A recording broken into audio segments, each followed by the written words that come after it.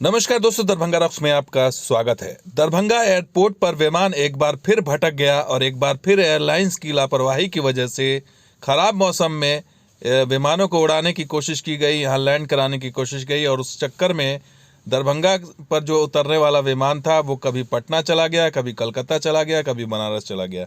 तो एक बार फिर जो है स्थिति वही हुई है दरभंगा एयरपोर्ट पर कि खराब मौसम में विमान को ज़बरदस्ती यहाँ पर लाया गया और इसे लैंड कराने की कोशिश की गई, जिसकी वजह से यात्रियों को पता नहीं कितनी कठिनाइयों का सामना करना पड़ा होगा। जो यात्री दरभंगा आ रहे थे, दरभंगा के आसपास जाना चाह रहे होंगे, उन यात्रियों को जो है मजबूरन एयरलाइंस कंपनियों ने घुमाया और ज़बरदस्ती कोशिश की वहाँ लैंड कराने की। जब लैंड नहीं हो सका तो उसे कहीं कोलकाता भेज दिया, कहीं पटना भेज दिया, तो बनारस भेज दिया।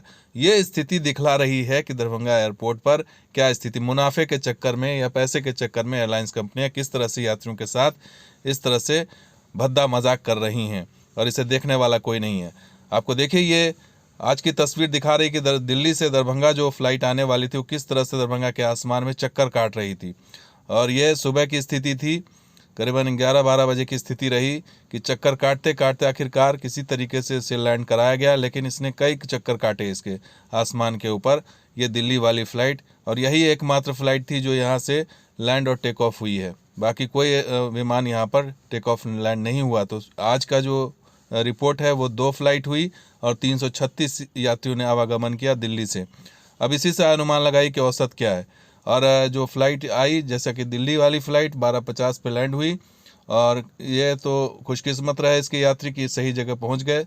लेकिन अगर देखा जाए कि हैदराबाद वाली फ़्लाइट कलकत्ता डाइवर्ट हुई, बेंगलुरु वाली फ़्लाइट पटना डाइवर्ट हो गई और मुंबई वाली फ़्लाइट बनारस भेज दिया। वहाँ से यात्रियों को कैसे लाया गया होगा या क्या हो गया, वो कैसे आए होंगे, या उनको कोई फ़्लाइट से पटना फिर भेजा गया या नहीं भेजा गया, या ठहराया गया नहीं ठहराया गया, ये सब कुछ पता नहीं है।